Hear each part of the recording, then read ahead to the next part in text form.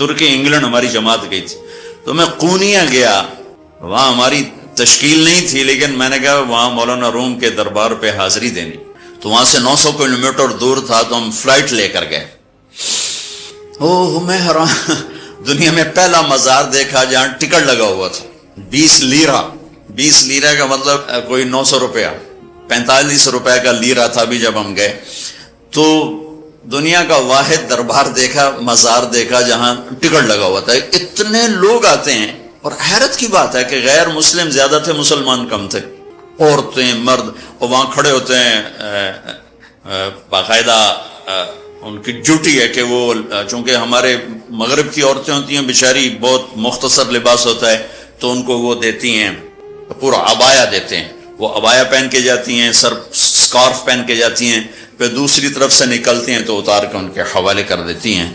تو انہوں نے، ترکی والوں نے اچھی خاصی کمائی بنائی ہوئی ہے۔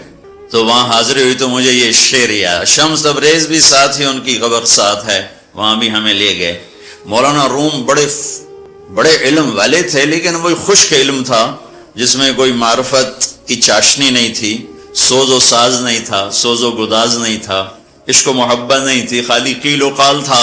جیسے آج قیل و قال نے ہمیں توڑ کے رکھ دیا، مسجد سے بھی نفرت کی وہ ہوا چلی کہ فرقہ واریت کی آگ ایسی بھڑکی کہ روزانہ لاشیں گر رہے ہیں، نہ مارنے والے کو پتا ہے میں کیا کر رہا ہوں، نہ مرنے والے کو پتا ہے مجھے کیوں مارا جا رہا ہے، اور اس کے پیچھے ممبر پر بیٹھنے والے کو اللہ کا نہیں پتا، اس کے اللہ کا رسول کا نہیں پتا۔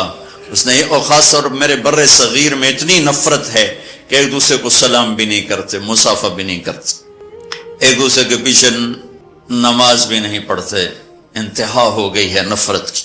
تو مولانا روم بھی کچھ ایسے ہی تھے، مطلب ایسے سمراج یعنی کوئی فرقہ وادیت والے تھے، سر منطق فلسفہ کے بادشاہ تھے۔ تو مسجد میں حوض کے کنارے بیٹھے ہوئے درس دے رہے تھے، اور ان کی کتابوں کا ڈھیر، کلمی کتابیں وہ سامنے رکھا ہوا تھا۔ تو شمس تبریز آ گئے ننگے پاؤں، دیہاتی شکل، لگتا تھا یہ تو کوئی ان پڑھ جٹ آدمی۔